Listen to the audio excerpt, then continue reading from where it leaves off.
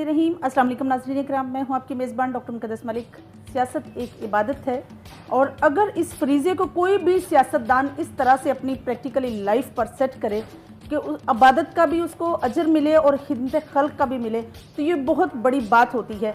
आज हमारे साथ जो शख्सियत मौजूद हैं किसी भी तारीफ़ की मोहताज नहीं, फ़र्जंदे पंजाब चौधरी कमर उस्मान कायरा साहब हैं जो सीनियर रहनुमा हैं पाकिस्तान पीपल्स पार्टी के, और आपकी शख्सियत इतनी शफाफ और आयनादार है कि इसके बारे में अब हम उनसे डिस्कस करते हैं कि उन्होंने ये कैरियर जो बनाया है या जो खिदमात उन्होंने अपनी स्टार्ट की और जिस तरह से अपनी शख्सियत को पेश किया, ये कैसे सीखा, किस तरह से प्रैक्टिकली किया और इनकी जो खदमात हैं इनके अंदर से कब से जो है स्टार्ट हुई हैं। तो आइए नाज़रीन किराम उनसे पूछते हैं। अस्सलाम वालेकुम जी। जी वालेकुम अस्सलाम। कैसे मिजाज हैं साहब? अल्हम्दुलिल्लाह। एक तो आपको गुज़श्ता ईद मुबारक, आपको, आपके नाज़रीन को, आपकी टीम को और सारी कौम को। जी जी सर, सबसे पहला मेरा आपके साथ सवाल ये है कि आप चूँकि सेंट्रल पंजाब के प्रेसिडेंट थे और ये बहुत बड़ा ओहदा था और काफ़ी टाइम से चूँकि आप इसी पर सर्च थे, तो व्हाट्स हैपन कि आपने इस पर रिज़ाइन किया, ऐसा क्या हुआ? जब पाकिस्तान पीपल्स पार्टी की रीऑर्गेनाइजेशन हो रही थी तो हमने चेयरमैन साहब को ये तजवीज़ दी थी पार्टी की तरफ से कि पार्टी के ओहदे 3 साल के लिए होने चाहिए और 3 साल के बाद उनको तब्दील कर देना चाहिए और दोबारा नए लोगों को मौका देना चाहिए, क्योंकि कुछ लोग हमारे यहाँ ये रिवाज हो गया था कि 10-10, 15-15 साल उर्दू पर बैठे रहते हैं। दूसरा, हमने ये भी गुजारिश की थी पार्टी को कि अगर किसी बंदे की परफॉर्मेंस अच्छी है, पार्टी समझती है कि वो अच्छा काम कर रहा है, उसकी ज़रूरत है, तो उसको एक टर्म और दे दी जाए। उस असूल के तहत मैंने कुछ 6 महीने पहले चेयरमैन साहब को रिज़ाइन किया था, मैंने और चौधरी मंजूर साहब ने। तो ये कोई अचंभे की बात नहीं थी। जो प्रिंसिपल हम जिसके प्रचारक थे, उस प्रिंसिपल पे जब हम खुद खड़े होते हैं तो फिर हमें खुद उसको अमल करने की ज़रूरत है। चेयरमैन साहब ने हमें कहा कि आप इसको कंटिन्यू रखें। फिर एक खुशाब का इलेक्शन हुआ जिसमें हमने मुस्लिम लीग को सपोर्ट करने का ऐलान किया, लेकिन हमारे दोस्त उसको टाइमली वहाँ से विड्रा ना कर सके नॉमिनेशंस, जिसकी वजह से पार्टी की एक सुबकी हुई और मुझे बतौर सदर पंजाब के मेरी ये रिस्पॉन्सिबिलिटी है कि मैं वो टाइमली जो फैसला हुआ था उसको अमल दरामद कराता। और अगर पार्टी के लिए कोई एम्बेरसमेंट बनी है तो किसी को जिम्मेदारी कबूल करनी चाहिए। अगर मैं बाकियों से तवक्को करता हूँ, जब मुझ पे आ गया तो मैं क्यों ना करूँ। तो मैंने चेयरमैन साहब को कहा जी कि मेरा फ़र्ज़ बनता है और मैंने पहले इस्तीफ़ा दिया हुआ है, उसको कबूल करें और ये पनिशमेंट का या एक तरह का एक तस्वर जो है ये जारी रहना चाहिए। सर, आपने मिनिस्टर का टेन्योर भी देखा, आप MNA भी रहे, आप अमूर कश्मीर के वज़ीर भी रहे। अब आपकी चूँकि हिदमत अगर पीपल्स पार्टी के लिए देखी जाए तो मैं समझती हूँ गिरा कदर है। अब आपको क्या लगता है कि आपके रिज़ाइन के बाद कोई ऐसी शख्सियत जो प्रॉपर तरीके से हमारे सूबा पंजाब को जो है प्रॉपर तरीके से उस तरह से वर्क करे, उस तरह से आप किस तरह से देखते हैं? आप मुझसे बहुत बेहतर लोग पार्टी में मौजूद हैं, मैं क्या हूँ। पीपल्स पार्टी में कोई क़यादत का फुकदान नहीं है। जिस भी जिम्मेदारी जिस भी कारकुन को देंगे, मैं क्या था, मुझे कोई जानता नहीं था। मेरे शहर के लोगों ने, दोस्तों ने, मेरी फैमिली ने, मेरे अहबाब ने, नौजवानों ने मुझे अपने कंधों पे बिठाया और मुझे अवानों तक पहुंचा दिया। मुझे मौका मिला, मैंने वहाँ परफॉर्म किया, मेरी पार्टी ने मुझे ओहदे दिए। जो मुझे मौका मिला मैं परफॉर्म करता रहा, मैं ज़रा पॉलिश हो गया। इसी तरह बाकी और नौजवानों को मौके देंगे तो वो भी पॉलिश होंगे। तो ये जो आगे बंद बांधे हुए हैं ना, हमने ये तोड़ने चाहिए ताकि नए लोगों के लिए भी रास्ते पैदा हों। पीपल्स पार्टी में कोई फुकदान नहीं है। मैं किसी का नाम इसलिए अभी नहीं लेता, मुझसे राय अब रमज़ान की ईद की छुट्टियों के बाद मीटिंग हमारी होगी, उसमें राय पूछेंगे तो यकीनन दूंगा, लेकिन यहाँ मैं मीडिया के ज़रिए राय दूँ ये मुनासिब नहीं है। लेकिन पीपल्स पार्टी में कोई फुकदान नहीं है। जिस भी कारकुन को ना, नए लोग, मैं भी तो नया था, मुझसे पहले आने वाले भी कभी नए थे। आज हम किसी नए दोस्त को अगर मौका देंगे तो नए ही पुराने बनते हैं ना। फिर बिल्कुल ऐसे ही है सर, आपकी माशाल्लाह से आला ज़र्फ़ी है। इसलिए मैं कहूँगी कि बहुत पीपल्स पार्टी की जो पुरानी क़यादत थी, मैं यूँ कहूँगी कि जो भुट्टो साहब के बहुत ऐसे करिंदा किस्म के जियाले थे और कहते थे कि हम कुछ भी कर गुजरने के लिए तैयार हैं। यू नो वेरी वेल, तब्दीली के बहाव ने उनको भी बहा लिया। तो you are the first one जो हमेशा स्टिल रहे। That's why I am asking you कि आप माशाल्लाह से। जी बहुत शुक्रिया जी, बस अल्लाह का फजल रहा और मैं समझता हूँ कि मुझे मेरे दोस्तों का, मेरे पार्टी का बहुत एतमाद हासिल रहा पाकिस्तान के लोगों ने। बल्कि यूँ कहिए, मैं तो वो ब्लेस्ड आदमी हूँ और मैं सबका मशकूर हूँ कि मुझे पार्टी डिवाइड से हट के लोगों ने प्यार किया। मैं मुखालिफ जमातों के लोग भी मुझसे मेरी इज़्ज़त करते हैं, मेरा प्यार करते कोई हैं। शक नहीं सर। मेरे पास तो उनके शुक्रिया के अल्फाज ही नहीं है। मैं तो हालांकि तनकीद भी करता रहता हूँ, वो भी तनकीद बराए इस्लाह होती है, जी जी लेकिन इसके बावजूद लोग प्यार करते हैं, तो ये अल्लाह का इनाम है आप पे। इस इनाम को इसका शुक्र अदा करें बेशक। अल्लाह का कि आपको अल्लाह ने ये इनाम दिया। और उदय जब जमातें देती हैं, जब लोग आपको ये खिदमत का मौका देते हैं, तो ये एक बहुत बड़ा एजाज़ होता है। और आप ठीक है ना, मुझे पार्टी टिकट ना देती, मेरे लोग मुझे वोट ना देते, मैं एमएनए ना बनता, तो फिर मैं क्या होता? मुझे वजीर ना बनाते तो फिर मैं क्या होता? मुझे पार्टी का योद्धा ना देते तो मैं क्या होता? तो ग्रेजुअली मेरी शख्सियत बिल्ड की। ये पार्टी और अल्लाह का करम है, मेरी जमात का और इस इलाके के लोगों का मुझ पर मेहरबानी है। मैं कोई पैदाइशी तौर पर ऐसा थोड़ा ही था। हज़ारों लोग चले फिरते हैं जो दानिश्वरी के बड़े दाई भी होते हैं, मैं तो इतना लायक आदमी हूँ ही नहीं। बहुत लायक लोग जो हैं वो इस माशरे में रुले फिरते हैं, पूछता कोई नहीं, ऐसे ही है सर। लेकिन अल्लाह ने आपको मौका दिया, ये अल्लाह का करम है और तो कुछ नहीं। अच्छा जो सर, आपने बहुत टाइम स्पेंड किया मोहतरमा बेनज़ीर भुट्टो शहीद के साथ था, और पीपल्स पार्टी को, और जिस तरह से भुट्टो साहब का एक परफेक्ट आइन था 1973 का, आप बहुत अच्छे से मतलब उसको देख रहे थे, समझ रहे थे, आपने प्रैक्टिकली देखा, ऑब्जर्व किया, लोगों से मिले, आप क़यादत से मिले। अब सर आप क्या डिफरेंस फील करते हैं बिलावल भुट्टो जरदारी साहब में और पार्टी की क़यादत जो अब है? आपको क्या लगता है कि जिस तरह से मोहतरमा बेनज़ीर भुट्टो साहबा ने इसको मेंटेन किया हुआ था, क्या अब भी वैसे ही है? अभी भी शहीद के साथ मुझे डायरेक्टली काम करने का मौका थोड़ा मिला। मैं पार्टी में था, लेकिन मैं पार्टी का अहदेदार नहीं था। लेकिन 2002 में पहली दफ़ा मैंने बना। उससे पहले भी मोहतरमा से मुलाकातें रहीं मुख्तलिफ पार्टी मीटिंग्स में, लेकिन उसके बाद क्योंकि मोहतरमा एग्जाइल थी तो कम मौका मिला, हम ही जाके मिलते थे। जब वो तशरीफ़ ले आई तो उनसे बहुत सीखा। वो एक ऐसी शख्सियत थी, एक ऐसा मगनातीस थी कि उनके पास आप थोड़ी देर में बैठते हैं तो आप फालिश हो जाते थे, आप उनसे इतना सीखते थे।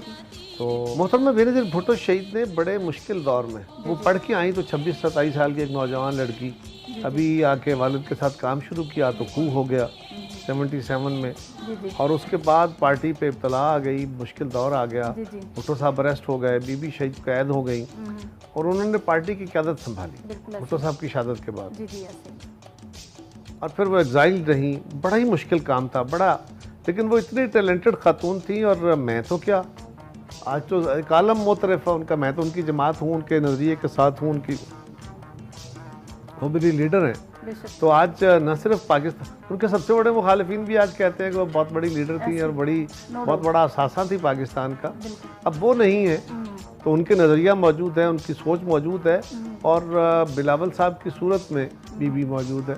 बिलावल साहब नौजवान हैं, उन्होंने भी मुश्किल वक्त में पार्टी की क़यादत को संभाला है, और किसी के वो कहते हैं ना, होर नहार बरवा के चकने चकने बात, उसकी बातें जो होती हैं वो बहुत थोड़े वक्त में अपना आप इजहार कर देती हैं। बिलावल साहब ने पार्टी संभाली तो लोगों को समझ आई कि उन्होंने कभी भी वो जवानों वाला रास्ता नहीं, या कोई जज्बातियत नहीं, बल्कि बड़े नपे तुले अल्फाज में, बड़े मामला फहमी के रंग में पाकिस्तान के मसाइल को समझा और उस तरह उसको बयान किया। खाली तनकीद नहीं बल्कि रास्ता दिया। जब से वो पार्लिमान में आए हैं, उन्होंने बड़ी जवां उम्री में साबित किया कि वो एक ट्रू लीडर है, सही मानों में पाकिस्तान के मामलात की फहम रखते हैं, और उस पर उसका वे फॉरवर्ड क्या होगा, किस तरह उसका हल निकल सकता है, तो वो भी उनमें ये सलाहियत मौजूद है। उन्होंने खुद डेमोन्स्ट्रेट किया है। मेरा कहना तो मोहब्बत का कहना होगा ना, लेकिन उनके मुखालिफिन इस बात को मानते हैं। अच्छा सर, चूँकि आपकी खिदमात की अगर बात की जाए तो मैं समझती हूँ डिस्ट्रिक्ट गुजरात में स्पेशली जो हमें पता है, और स्पेशली लाला मूसा के गिरदनवा में, ये कोई ढकी छुपी बात नहीं, बहुत ज़्यादा इलाके को आपने गैस की फैसिलिटेशन दी। ऐसे लोग जो, और सबसे बड़ी बात मैं आपसे ये शेयर करना चाहती हूँ कि दुलामला से लेकर लाला मूसा में के गिरदनवा में जितने गाँव थे, उनके जो फर्स्ट रोड बना था वो कायरा ख़ानदान की काविशों का एक बहुत बड़ा नतीजा था। सर आपने और कौन कौन से ऐसे काम किए जो हमारी इन्फॉर्मेशन में नहीं है? देखिए, काम तो बहुत थे, शहर के भी थे, गलियां नालियां, सड़कें, gas, sewerage, water supply, schools, अस्पताल, क्या नेम एनीथिंग। और जहाँ पे नहीं था उनकी भी मंजूरियाँ कराई। सही। लेकिन एक बात याद रखिए, मैं समझता हूँ मैंने बहुत किया और मैंने कुछ नहीं किया। क्योंकि मुझे बहुत कुछ और करना था। मेरे हल्के के पाकिस्तान के बहुत सारे मसाइल हैं, ऐसे की है। सारे मसाइल तो हल नहीं हो गए। बिल्कुल सही। हाँ, अगर कभी कंपैरिजन करेंगे तो यकीनन हमारे काम बाकी दोस्तों से कहीं आगे होंगे, लेकिन मैं समझता हूँ कि वो एहसान नहीं होता। कोई नुमाइंदा अगर अपने हल्के के काम करता है तो पहले हल्के ने उसको नुमाइंदा बनाया होता है, उसको इज्जत दी होती है, उसको ये ताकत दी होती है कि वो ऐवानों में जाके, हुकूमतों में जाके अपने हल्के का हक ले, और जो अपने हल्के का बेहतर हक लेता है वो बेहतर नुमाइंदगी करता है। इससे ज़्यादा उसकी कोई हैसियत नहीं है। काम करना उसके फ़राइज़ में शामिल होता है। मैंने अपना फ़र्ज़ अदा किया और मैं समझता हूँ कि मुझे और बेहतर अदा करना चाहिए। माशाल्लाह माशाल्लाह, अल्लाह पाक आपको और वुस्त अता फरमाए। सर, तब्दीली के नाम पर मर्ज़ वजूद में आने वाली हुकूमत ने कुछ जो भी किया सारी आवाम के सामने है, हमारे सामने है। महंगाई की जो सिचुएशन है वो हमारे सामने है, लेकिन आपको क्या लगता है कि लंगर खाने कायम करने से या लोगों के लिए कुछ ऐसे मतलब लिविंग की प्लेस बनाने से क्या आपको लगता है कि मुल्क की हालात बेहतर होने के चांसेस हैं? ये देखिए, ये तो एक तमाशे हैं ना, लोगों को जस्टिस दिखाने के लिए मीडिया स्ट्रेटजी के तौर पर। लंगर खाने बन गए तो कितने बने? किसी आज तक पाकिस्तान में कोई 2-4 हज़ार लोगों के लिए भी लंगर खाने शायद मुकम्मल ना हो, तो क्या इतने लोग हैं जिनकी ये मसाइल हैं? यहाँ तो करोड़ों की तादाद में ऐसे लोग हैं जिनको खाना नहीं मिलता। जो गरीब हैं वो गरीब तर हैं। और ये भी देखने की ज़रूरत है कि तसलसल के साथ, सिर्फ इस गवर्नमेंट में नहीं, इस गवर्नमेंट में और बड़ा है, लेकिन ओवरऑल हमारे निज़ाम की कमज़ोरी और ख़राबी ये है कि यहाँ पे दौलत की तकसीम का निज़ाम ख़राब होता जा रहा है। दौलत बहुत आई है, बिल्कुल, लेकिन दौलतमंद बहुत ज़्यादा दौलतमंद हुए हैं। प्रोपोर्शनेटली निस्बतन कम लोग हैं जो गुर्बत की सतह से ऊपर गए हैं निकल के, लेकिन गुर्बत की सतह से नीचे जाने वाले, गुर्बत में इजाफा बहुत सारे लोगों के हुआ है। हम नए घर बना के क्या देते, हमने पहले घर लोगों से छीन लिए। यही हुकूमत ने कमाल किया है, इस गवर्नमेंट ने, और रोटी का नवाला छीन लिया है। आज मुल्क में महंगाई है, बेरोज़गारी है, और हम तो मुखालिफ थे, तनकीद किया करते थे। अब तो मीडिया भी बोल रहा है, अब तो उनके अपने लोग बोल रहे हैं, उनके अपने साथी बोल रहे हैं, उनके वज़रा कह रहे हैं कि हाँ जी, हमने बस वो एक कम कहते हैं कि हमने वो चंद चीज़ें हैं जो ठीक कर ली हैं, लेकिन गुर्बत हुई है, महंगाई हुई है, बेरोज़गारी बढ़ी है। तो जब वो खुद एतराफ़ कर रहे हैं और उससे पाकिस्तान के अंदर लोगों की ज़िंदगी में बहुत तलखी आई है। इस हुकूमत का जितनी जल्दी भ्रम टूटा, शायद ही किसी का टूटा हो, और ये भी ज़रूरी है कि अब ये गवर्नमेंट जल्द चली जाए। और जब तक हमारे मुल्क के अंदर जिस असूल के तहत ये मुल्क चलाने का हमने फ़ैसला किया था, ये मुल्क बना था, वो जमहूरियत थी। जमहूरियत चलाने के ख़ास असलूब हैं जो दुनिया में कामयाब तजर्बे दुनिया में हुए। हमने अपने तौर पे नए तजर्बे नहीं करने, उन तजर्बों के मुताबिक चलना है। जमहूरियत उन्हीं असूलों के तहत चल सकती है। आइन के अंदर दर्ज तरीक़ाकार ही मुल्क को आगे बढ़ा सकता है, उसमें एजेंसीज का या ताकतवरों का या किसी ख़ास माइंड सेट का या मसल की सियासत करने वालों का कोई वजूद नहीं है। ये जो हमारे मुल्क के अंदर एक हाइब्रिड डेमोक्रेसी चलाने के तजर्बे किए गए, माजी में भी किए गए, अब भी किए जा रहे हैं, ये दुनिया में कहीं कामयाब नहीं है। सारी दुनिया में ये तजर्बे हुए, फेल हुए, लोगों ने अपने फेलियर से सीख के एक्चुअल जमहूरियत को चला के दुनिया में अपना मकाम बनाया है, अपने लोगों के लिए आसानियाँ पैदा की हैं। हमारे लिए भी रास्ता वही है, लेकिन हम यहाँ पे हाइब्रिड निज़ाम के तहत निज़ाम को चलाना चाहते हैं जो नहीं चल सकता। माशाल्लाह, वज़ीर हरजा साहब का ये कहना है कि जम्मू कश्मीर में भी जगह दी जा सकती हैं। आपकी क्या राय है? क्या ये कौन अगर आप कारोबार करते हैं तो आपको कारोबार के एक फर्म के नाम पे आप अपना कारोबार, अपनी ज़मीन खरीद सकते हैं। बहुत सारे पाकिस्तान के लोगों ने कश्मीर में जाके जगह खरीदी है, वहाँ पे अपने कारोबार किए हैं, लेकिन आप वहाँ का डोमिसाइल नहीं ले सकते। आप इंडिविजुअल लेवल पे अपने नाम का मकान नहीं बना सकते, कोई फ़र्द नहीं बना सकता। लेकिन अगर आपका कोई कारोबारी इदारा है तो कारोबारी इदारे, क्योंकि वहाँ के लोगों को भी कारोबार तो होगा तो तभी ना, वहाँ फैक्ट्रियाँ लगेंगी, वहाँ कारोबार चलेगा, लोगों को रोज़गार मिलेगा, तो उसके लिए एक फैसिलिटेशन है। लेकिन इंडिविजुअली आप वहाँ पे अपने आप को शहरी के तौर पर रजिस्टर करा के जायदाद खरीद के आप, ये नहीं हो सकता कि आप उसको वहाँ पे शरीक ले लें, क्योंकि ये बेसिक प्रिंसिपल्स के ख़िलाफ़ बात है। बिल्कुल सही। अच्छा, फ़लस्तीन पे जिस तरह से अटैक हो रहे हैं और मस्जिद अक्सा पर अटैक होना, इसराइली जारहियत का हम कोई जवाब नहीं दे पा रहे और मुख्तलिफ सोशल मीडिया प्लेटफॉर्म से ये बात वाज़ेह हो रही है कि हमें इस पर जो है इसराइल पर अटैक करना चाहिए, फ़लस्तीन की सपोर्ट करनी चाहिए। आपकी क्या राय है सर, हमें क्या करना चाहिए? एक तो ये है जी कि फ़लस्तीन का मसला हो या कश्मीर, जी जी, हमें आलम को ये बताना है कि ये मुसलमानों का मसला नहीं है, बेशक ये इंसानों का मसला इंसानों का मसला, बेशक बहुत बड़ी बात है। और है वहाँ सर। पे इंसानियत कत्ल हो रही है, बिल्कुल सही, वहाँ मज़हब, वहाँ पे ईसाई भी मर रहे हैं और मुसलमान भी मर रहे मुसलमान हैं, भी मर रहे हैं, बिल्कुल वहाँ बच्चे भी मर रहे हैं, वहाँ औरतें भी मर रही ऐसे ही हैं है सर। और तसलसल के साथ वहाँ पे सहूनियत नाच रही है। हमें दुनिया के सामने अपने इस मुकदमे किस तरह पेश करना चाहिए। दूसरा है ना जी, वो है जुर्म ज़ईफ़ी की सज़ा मर्ग मुफाजात। सही। दुनिया में जो कौमें कमज़ोर हैं, ताकतवर कौमें उन पर हाकमियत करती हैं, जो मुल्क कमज़ोर हैं उन पर ताकतवर मुल्क कब्ज़ा करते हैं या उनसे अपनी मर्ज़ी की चीज़ें मनवाते हैं। हमारे माशरों के अंदर ताकतवर तबकात जो होते हैं वो कमज़ोर तबकात के साथ यही करते हैं। तो ये एक सबक है मुसलमानों को, तरक्की पजीर दुनिया के लोगों को, जब तक वो उठ के खड़े नहीं होते, इल्म से आरास्ता नहीं होते, अपने अंदर यकजहती पैदा नहीं करते, बिल्कुल सही। खुद को दुश्मन के रास्ते में खड़ा नहीं करते, इस काबिल नहीं करते। जी जी, दुनिया में ये ज़रूरी नहीं है कि ताकत आपके पास हो तो आप लोगों को, आप दूसरे के ऊपर उसको ज़ेर करने की बहुत कोशिश बड़ी करें, बात, माशाल्लाह। लेकिन अपने दिफा का हक आपको तभी मिलता है जी जी, जब आप उस हथियार से मुज़य्यन हो जाते हैं जी जी, जो हथियार आपकी इज़्ज़त, आबरू, आपकी आज़ादी को महफूज रख सकता है। तो इस वक्त इसराइल ने जो ताकत गेन कर रखी है वो फ़लस्तीन के ईसाई हों, मुसलमान हों, जी जी, दोनों तबकात के लिए, मसीहियों के लिए भी मसला है, मुसलमानों के लिए भी, इंसानों के लिए भी। सही बात। लिहाजा इसको इंसानों के तौर पर उठाएं और फ़लस्तीन के मसीही हों या मुसलमान हों, दोनों को अपने आप को ताकतवर करना होगा, अपने आप को इल्म वाला करना होगा ताकि वो अपनी आज़ादी का दिफा कर सके। और यही हमारे सब के लिए एक सबक है। माशाल्लाह, बिल्कुल सही। सर, लास्ट में आप NH70 के नौजवानों को, आवाम को, आपके जितने भी साथ सपोर्टरान हैं जिनका हमेशा आपके साथ कोऑपरेट रहा और कुछ ऐसे जो तब्दीली के नाम पर इधर उधर चले गए थे, क्या मैसेज कन्वे करेंगे? हमारे नौजवान जो होते हैं, जब मैं नौजवान था जी जी, तो मुझ में भी ये था, मैं भी सोचता था कि बस 2-4 सालों में यहाँ पे हम इनकलाब ले आएंगे जी जी, और इस माशरे में ताकतवरों से चीज़ें छीन के हम आम आदमी की ज़िंदगी में आसानियाँ पैदा कर देंगे, हम इनकलाब ले आएंगे। तो जो उम्र बढ़ती गई तो समझ आई कि ये इनकलाब इतनी आसानी से नहीं आया करते, इसके लिए बड़ी कुर्बानियाँ और खून देने पड़ते हैं। बिल्कुल ऐसे सर। लेकिन ये बड़ा कमाल का जवानी यही होती है कि बंदा बहुत थोड़े वक्त में बहुत सारा सफ़र तय करना चाहता है। मेरे नौजवान भाइयों ने, बच्चों ने, बच्चियों ने बड़े जज्बे के तहत इमरान खान का साथ देकर उनको वोट दिए थे कि वो पाकिस्तान को तब्दील करेंगे।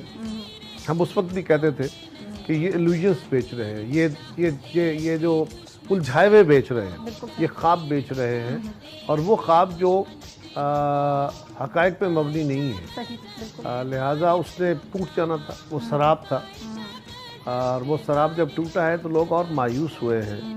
और इमरान खान साहब ने जितने वादे किए थे वो एक भी वादा पूरा नहीं कर पाए। और सबसे बड़ा स्लोगन कि मैं लूटी हुई दौलत ही ले आऊँगा, उसके भी एक पाई वसूल नहीं कर पाए। और आज लाचारगी और बेचारगी का जो इजहार कर रहे हैं, इससे काम नहीं चलेगा। नौजवानों को इस बात की समझ आ गई। हमारे जो भाई बहनें, बच्चे दीगर ममालिक में मौजूद हैं ना, उनके दिलों में, उनको भी पाकिस्तान के हक़ाइक़ का पूरी तरह इदराक नहीं है। उनके दिमागों में शायद अभी थोड़ा बहुत है, लेकिन पाकिस्तान के अंदर बसने वाले लोगों की ज़िंदगी में कितनी मुश्किलात आई हैं, रोज़गार के वसाइल कितने कम हुए हैं, तालीम कितनी महंगी हुई है, इलाज कितना मुश्किल हुआ है, रोज़गार कितना कम हुआ है। एक ज़री मुल्क होते हुए हम खाने को गंदम भी, चीनी भी, हर सब्जियां भी बाहर से मंगवाने लग पड़े हैं। हम क्या करेंगे? लिहाजा लोगों को हक़ाइक़ सामने आ गए हैं। मैं अपने नौजवानों से सिर्फ इतनी गुजारिश करूँगा कि ख्वाब देखने से ज़िंदगी बदला नहीं करती। ख्वाब ज़रूर देखने चाहिए, वो ख्वाब देख के अपना लाएअमल तय करें, अपने रास्ते का तयन करें और फिर उस पर कंसिस्टेंसी के साथ अमल करें। ये शराब बेचने वाले मसले का हल नहीं दे सकते। हमारी जमातों में भी गलतियां हैं, हमें भी उनको दुरुस्त करने की ज़रूरत है। लेकिन नौजवानों, एक बात याद रखो, अगर हमने मसलकों में, मज़हब में अपनी बिरादरियों में, कबीलों में, इन ज़ात पात की तफरीक़ों में बटे रहना है और इसकी बुनियाद पे, मुफादात की बुनियाद पे सियासत करनी है, तो कभी सियासत नहीं हो सकेगी, कभी जमहूरियत नहीं आ सकेगी। सिर्फ वो मुआशरा जिसमें ज़ात, बिरादरी, कबीला, मसलक, मज़हब ये अपनी जगह, लेकिन इससे हट के आप रूल ऑफ लॉ, आप मुआशरे के अंदर लोगों की ज़ाती, उनकी काबिलियत, अहलियत और उनके कानून पे अमल दरामद, मेरिटोक्रेसी जो है, उसके तहत मुआशरे की नई शनाख्तें पैदा करेंगे, तब मुआशरे में अकाउंटेबिलिटी होगी और अहल लोगों का चुनाव करें। ये नहीं हो सकता कि आप नाअहल लोगों को चुनाव करके बिरादरी, मसलक, मज़हब के नाम पे उनको भेज दें असम्बलियों में और फिर तवक्को करें, फिर दुआएं करें, फिर अल्लाह से दुआ मांगें कि हमारे हुक्मरानों को हिदायत दे। ऐसे नहीं होता। आप अपना फ़र्ज़ अदा करें, बेहतर लोगों का चुनाव करें, यूनियन काउंसिल से लेके कौमी असम्बली तक वहाँ बेहतर लोग जाएंगे, बेहतर फ़ैसले करेंगे और पाकिस्तान के लिए बेहतरी का सामान पैदा होगा। वरना इसी तरह एक कदम आगे, दो कदम पीछे, दो कदम आगे, एक कदम पीछे, यही काम चलता रहेगा और ये कोई दुनिया में कौमों का रास्ता अच्छा रास्ता नहीं है। हमें दुनिया में कामयाबी का रास्ता जो इल्म का, फ़हम का, इदराक का या मेरिट का रास्ता है, मेरिटोक्रेसी का रास्ता है, रूल ऑफ लॉ का रास्ता है, हमें उस पर चलना है। वही हमारे मंजिल हो सकती है, वही हमें अपनी मंजिल पर पहुंचा सकती है। माशाल्लाह, बहुत अच्छा मैसेज दिया सर। जी तो नाज़रीन, ये थी चौधरी कमर उस्मान कायरा साहब की गुफ्तगू जो आप लोगों ने सुनी और बहुत अच्छा मैसेज उन्होंने यूथ को दिया कि ख्वाब देखना हम सब का हक है, लेकिन सिर्फ ख्वाब देखने से तब्दीली नहीं आती और एक दफ़ा तब्दीली के जो मनाजर हैं हम सब देख चुके हैं, इसमें कोई शक नहीं है, बल्कि इनको अपनी प्रैक्टिकल लाइफ में ऑब्जर्व भी कर चुके हैं। Now the time has changed. अब हमें अक्ल, शऊर और सोच और फहम के साथ काम करने की ज़रूरत है। मेरे नौजवानों को ना एक चीज़ पैगाम ज़रूर दीजिए कि तबाही भी एक तब्दीली होती है। जी जी, हाँ, मतलब जो देख लिया सबने, तब्दीली तो तब्दीली है ना, वो तबाही भी तो एक तब्दीली होती है। हमें तबाही वाली तब्दीली नहीं, हमें सस्टेनेबल तब्दीली चाहिए जो पाकिस्तान को बेहतरी की तरफ ले जाए। जी तो नाज़रीन, ये थी चौधरी कमर उस्मान कायरा साहब की गुफ्तगू जो आप लोगों ने सुनी और बहुत अच्छा मैसेज उन्होंने यूथ के लिए कन्वे किया कि ख्वाब देखना हम सब का हक है, ख्वाब देखना चाहिए, लेकिन ख्वाब देखने के साथ अपनी ज़िंदगी को प्रैक्टिकली तौर पर अपने आप को इस तरह से ऑब्ज़र्व, जिस तरह से हमने ऑब्ज़र्व कर लिया और जिस तरह से हम अपने आप पर कुछ चीज़ें अप्लाई कर सकते हैं, वो हमारा सबसे पहला राइट है। और इसके साथ साथ जो बात उन्होंने मेरिट पर की, मेरिट पर डिसीजन जो है इंसान को करना चाहिए और हम काफ़ी टाइम से ऑब्ज़र्व कर चुके हैं। Now the time has changed. अब हमें प्रॉपर तरीके से डिसीजन लेने की ज़रूरत है। इंशाल्लाह मेरी और आपकी मुलाकात होगी फिर किसी नए प्रोग्राम में। तब तक के लिए इजाज़त चाहती हूँ। अल्लाह हाफ़िज़।